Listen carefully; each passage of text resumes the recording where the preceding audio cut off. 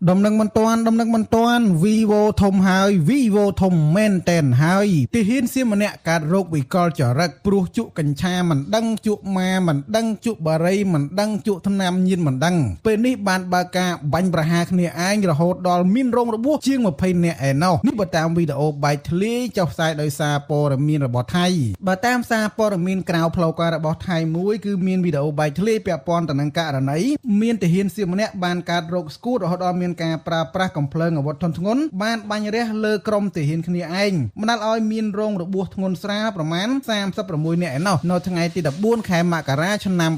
2025នេះប៉ុន្តែសារព័ត៌មានលម្អិតផ្លូវការចនាក៏យើងមិនទាន់ដឹងដែរយើងឃើញមានភ័យធំមួយចំនួនមានការចុះផ្សាយបាទភ័យខ្លះថាមានរបួសរហូតដល់36នាក់ភ័យខ្លះមានថា40នាក់ជាងអញ្ចឹងទៅបាទប៉ុន្តែប្រសិនបើយើងមើលទៅលើវីដេអូដែលបាច់ធ្លាយគឺពិតជាមានការរត់ចែកជើងគ្នាប្រកបមែនបាទគឺមានការបន្ទុះសារាយបាញ់គ្នាប្រកបមែនអញ្ចឹងរឿងរ៉ាវនេះពិតយ៉ាងណាយើងจะមើលតាមដានទស្សនាវីដេអូបន្តទៀតបាទតែជាក់ស្ដែងនៅពេលនេះគឺមានការចុះផ្សាយព្រមព្រៀងពេញនឹងហើយពាក់ព័ន្ធទៅនឹងករណីទាហានសៀមបាញ់កញ្ឆាបានបើកការបាញ់ប្រហារគ្នាឯងរបួសរហូតដល់46នាក់ឯណោះបាទកាលពីជុំទី1នៃការបាញ់ប្រហាររបស់យុទ្ធថៃមកលើកងកម្លាំងរបស់យើងក៏មានកូនទាហានម្នាក់បានកើតរោគស្គូតហើយធ្វើការបាញ់ប្រហារចំមេតបខ្លួនឯងស្លាប់ផងដែរហើយទៅពេលជុំទី2នេះគឺមានកូនទាហានថៃចាប់ដើមឈួតទៀតហើយបាទគឺឈួតទៀតហើយប្រហារជាមកពីរោគវិកលចរិតមិនដឹងអីមិនដឹងហើយធ្វើការបាញ់ប្រហារបាញ់រះលើទាហាននេះឯងហ្នឹងរបួសប្រមាណ41នាក់ប៉ុន្តែស្លាប់មិនស្លាប់យើងអត់ដឹងទេបងប្អូនលោកខ្ញុំសូមលម្អិតពាក់ព័ន្ធទៅនឹងការចុះផ្សាយដោយបងប្រុសស្មីវិញម្ដងបាទដោយបងបានសរសេរលើเพจផ្លូវការរបស់បងថាអាប់ដេតព័ត៌មានកងទ័ពភូមិន្ទថៃកំពុងតែបន្តសកម្មភាពផ្នែកទោសព្រហ្មទណ្ឌនិងអនុវត្តទណ្ឌកម្មវិន័យប្រឆាំងទៅនឹងទាហានចំនួន8នាក់ក្នុងករណីឧបទ្ទវហេតុទាហានថៃបាញ់ប្រហារលើទាហានគ្នាឯងបណ្ដាលឲ្យមានរបួស1នាក់និងស្លាប់1នាក់នៅក្នុងពេលបញ្ជូនទៅមន្ទីរពេទ្យគូបញ្ជាក់ថា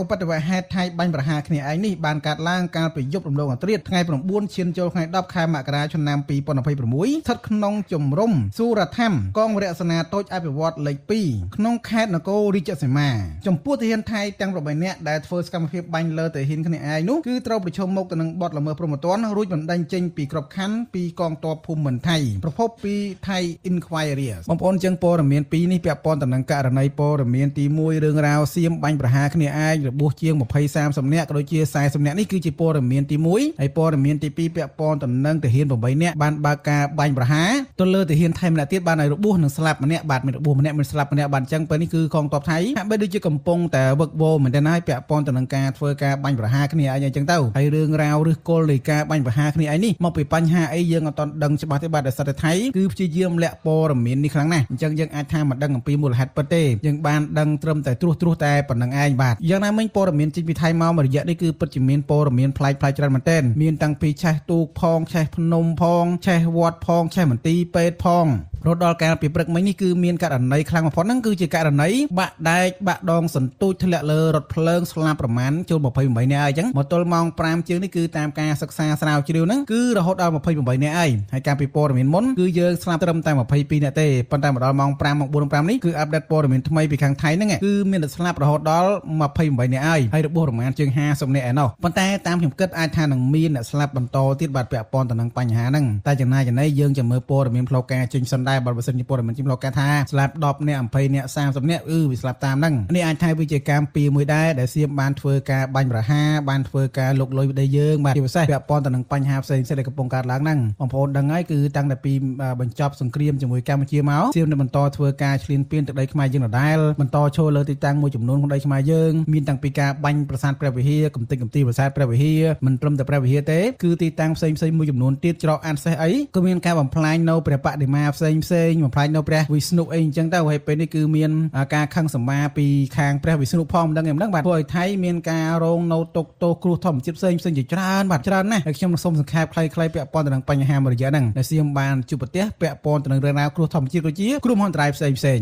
បងប្អូនអញ្ចឹងខ្ញុំរៀបរាប់តែត្រឹមដើមខែមករាមកទល់ពេលនេះទេបាទពាក់ព័ន្ធទៅនឹងបញ្ហាគ្រោះមហន្តរាយគ្រោះធម្មជាតិផ្សេងដែលកើតឡើងនៅប្រទេសថៃហើយខ្ញុំនិយាយតែព័ត៌មានណាដែលខ្ញុំបានដឹងទេបាទអាណាមិនបានដឹងគឺជារឿងរ៉ាវផ្សេងបន្ថែមទៀតបងប្អូនព័ត៌មានទី1គឺពាក់ព័ន្ធទៅនឹងករណីដំបងឡើយហ្នឹងគឺហើយសុកហ្នឹងក៏មានទូកទេសចររបស់ថៃជាង22គ្រឿងបាទបានឆាប់ឆេះសន្ធោសន្ធៅហើយគ្រោះមិនបានទេបាទសង្គ្រោះបានទេដោយសារតែទឹកនាចទៅក៏ចូលទៅសង្គ្រោះបានទេឆេះមាត់លេវខ្ទេចខ្ទីតែម្ដងបាទហើយអស់តែពីហ្នឹងមកគឺមិនបានប្រហែលថ្ងៃផងមានករណីមួយទៀតបាទទូកទេសចរដែរហ្នឹងក៏នាំគ្នាបើកលេងកំសាន្តដឹកភ្ញៀវទេសចរប្រហែលជាង20នាក់បើកលីលើលាក់ឡក់លុបលេងមិនទៅបុកទូកអ្នកនេសាទបឹងបុកសូទៅបឹងនេះឲ្យទេសចរធ្លាក់ចូលទុកសុទ្ធ ទៅប្រងបាទស្លាប់ជនជាតិរុស្ស៊ីម្នាក់អាយុ8-10ឆ្នាំអញ្ចឹងទៅអាហ្នឹងមួយថ្ងៃបន្ទាប់ពីធ្វើការចាប់ខ្លួនមកយើង4នាក់បាទដែលបានទៅនេសាទនៅខេត្តកោះកុងនឹងបងប្អូនហើយចាំហើយបាទប៉ុន្តែបងប្អូនយើងទាំង4នាក់បានដោះលែងទៅវិញហើយពីតពីហ្នឹងមកទៀតបាទករណីគឺមានករណីភ្លើងឆេះភ្នំមួយបាទឆេះភ្នំមួយក្នុងខេត្តស្អីទេខ្ញុំមិនចាំទេបាទគឺឆេះសន្ធោសន្ធមែនទែនហើយបរិវត្តនៅដើមជើងភ្នំហ្នឹងគឺនាំគ្នាធ្វើការជំលះជីមិនទាន់នឹងយប់ផងដែរ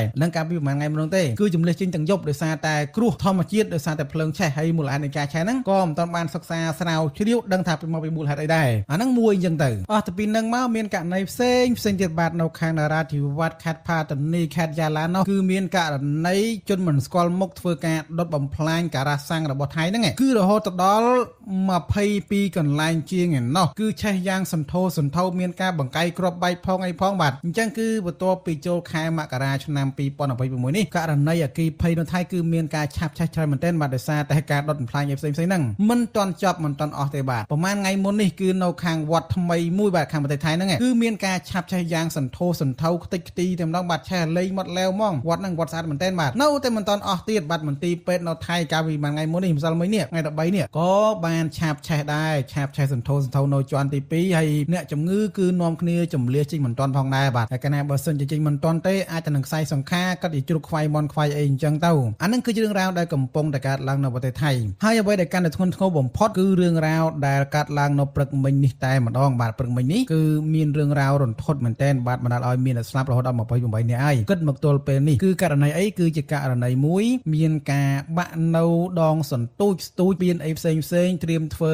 នៅផ្លូវលបឿនលឿនអីចឹងទៅបាទផ្លូវលបឿនលឿនផ្លូវរថភ្លើងលបឿនលឿនអីចឹងទៅប៉ុន្តែជាអកុសលផលមិនគប្បប្រសើរក៏បានបាក់នៅដងសន្ទូចស្ទូចនោះគឺធ្លាក់សូត្រទៅក្ដុបចំរថភ្លើងដែលកំពុងតែបើកមកបាទមានណាមនុស្ស50-60នាក់គឺម៉ាំងមាត់ឡែវតែម្ដងរបួសផងស្លាប់ផងបាទស្លាប់នៅក្នុងកន្លែងគឺប្រហែលជាង10នាក់បាទហើយរបួសបន្តក៏ធ្វើការស្លាប់បន្តទៀតមកទល់ពេលនេះម៉ោងនេះគឺរហូតដល់28នាក់ហើយនៅដែលស្លាប់ដោយសារតែបាក់ដងសន្ទូចស្ទូចហ្នឹងបាទហើយព័ត៌មានអាប់ដេតចុងក្រោយគេនេះគឺពាក់ព័ន្ធទៅនឹងករណីទាហានថៃបាញ់គ្នាឯងហ្នឹងឯងបាទស្លាប់ផងរបួសផងមិនដឹងទេដឹងម៉ានអ្នកទេបាទបងប្អូនចឹងព័ត៌មានសម្រាប់ល្ងាចនេះខ្ញុំសូមបញ្ចប់តែប៉ុណ្ណេះសិនចុះអរគុណច្រើនមែនទែនសម្រាប់ការតាមដានទស្សនាតាំងតែពីដើមដល់ចប់បាទជាចុងក្រោយក៏សូមជូនពរបងកងទ័ពបរិយាកងទ័ពជួរមុខទាំងអស់ឲ្យជួបតែដីសុខដីចម្រើនរកស៊ីទទួលទានមានបានឈ្នះអស់មានសត្រូវទាំងឡាយទាំងពួងដែលជុំមកយីប្រទេសកម្ពុជារបស់យើងសូមអរគុណសូមគោរពលាជួបគ្នានៅវីដេអូក្រោយហើយបងប្អូនណាដែលមិនទាន់បានចុច Subscribe សូមជួយចុចនៅផងដើម្បីទទួលបាននូវវីដេអូថ្មីៗព័ត៌មានថ្មីៗពី Channel ខ្ញុំបាទ